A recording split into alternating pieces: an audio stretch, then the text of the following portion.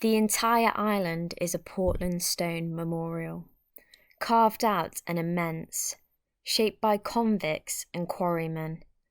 It is perceived as an ongoing sculptural production, created by loss. All right, you hip hip, knock, ream, bash him. Here she goes, head of the whiskey, deep route, full of stout. You hip, ha ha, snag him up, ream him up, bash him up, let him have it, making pipe, hitting tight. The stone underfoot, unstable, and the island perseveres, sustaining the persistent loss of its mass, 150 million years in formation. What remains of the island of Portland reveals an inherent negativity, morbidity preserved.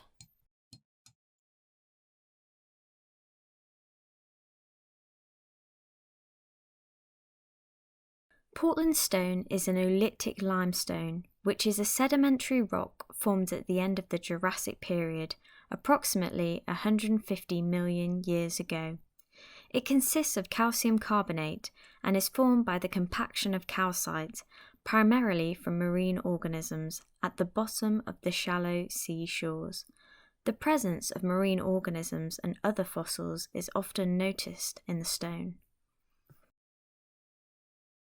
Portland stone has been quarried on the Isle of Portland in Dorset since Roman times, and has been used as a building material in London since the 14th century.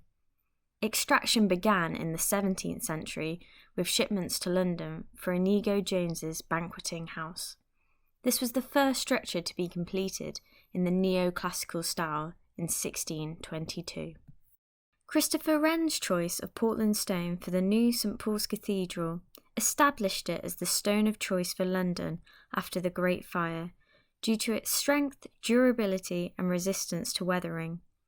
During the 19th and early 20th centuries, Portland stone became popular for building banks, civic buildings and educational establishments, many of which were in the classical style.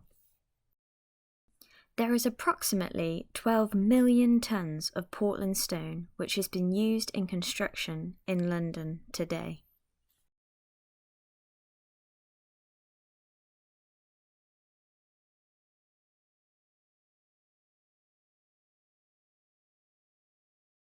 "58% of excavated dimension stone ends up as waste in the mining, sawing, cutting and polishing process, meaning 175 million tonnes of quarrying waste is produced each year.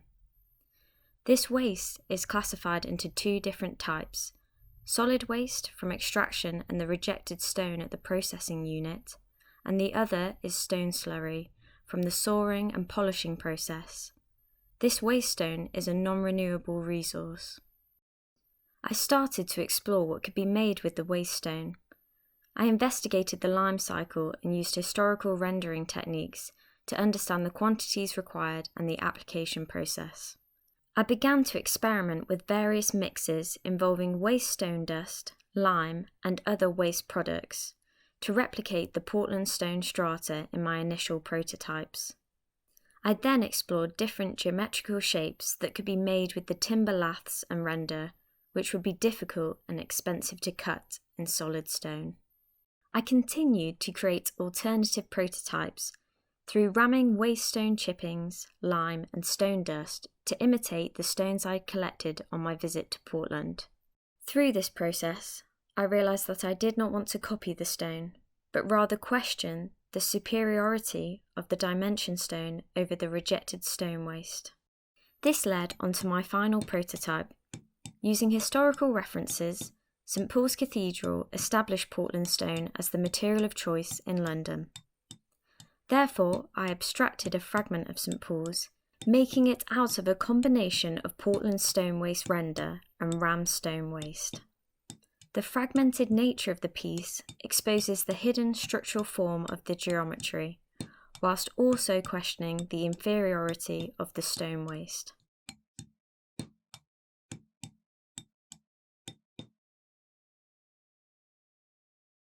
The Isle of Portland is a tide island in the English Channel, south of the resort of Weymouth, forming the southernmost point of the county of Dorset.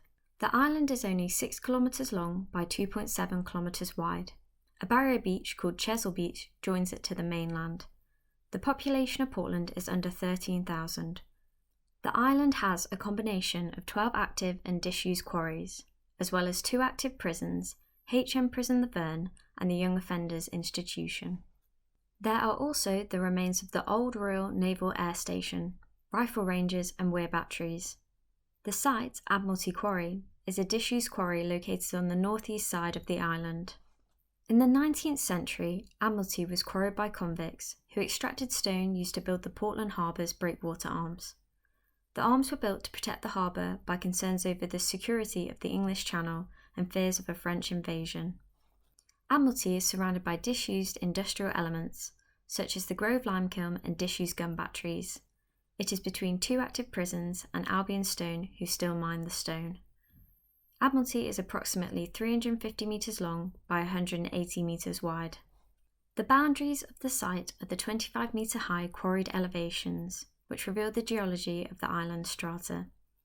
The last dimension stone was extracted in the mid-1980s. The floor of the quarry was then blasted for the Chert series, which has been used for aggregate. The prestigious Portland stone quarried from Admiralty is currently being replaced with waste. Once filled in, the quarry will probably turn into a new housing development, like others on potentially unstable ground. The strata is the most important element on the site because it arguably has the best fossil record on the island, which acts as a geological map showing an incredible journey through time.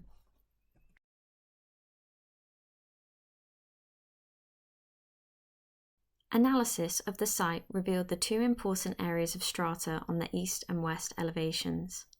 The pedestrian and vehicle access routes also gave a clear entry to the site. The landscape will be re-industrialised by collecting, sorting and separating the stone byproduct.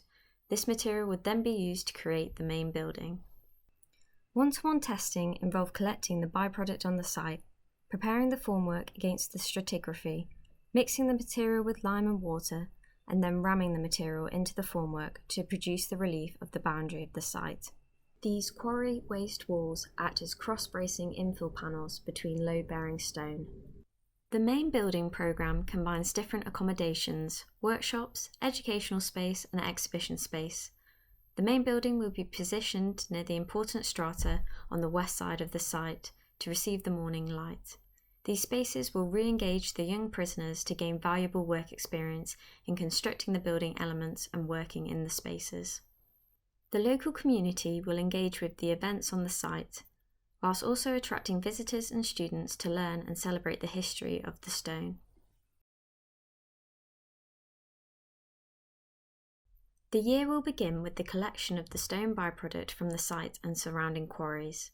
The byproduct will be piled together in sculptural cairns.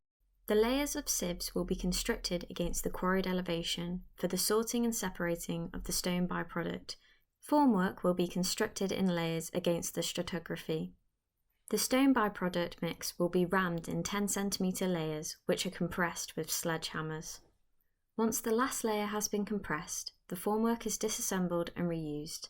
The material is left to dry for 87 days. As the weather improves, the basement and outdoor theatre will be excavated. The material removed is cast to make the foundation. As the cast elements dry, the collection, sorting and separating process continues. Assembly of the ground floor workshops begin as the cast walls are pulled into place. The workshops open out into the quarry. The first floor is next, containing the educational spaces to learn about the geology and history of the stone. Construction begins on the second and third floor, which contains exhibition spaces for displaying the Living Land Archive, which is a collection of fossils and tools that extracted the stone from Admiralty. The final floor contains the cafe and outdoor terrace. A ramp wraps around the exterior of the building to create a walk through deep time and the construction process.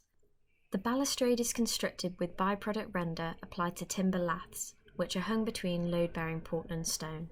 Internally, the central circulation involves a large platform lift and a staircase which wraps around it. The external facade will have a smooth finish to contrast the quarried landscape, whereas the internal elevations will have a very rough texture from being cast against the strata. Altogether, the process of construction becomes the performance.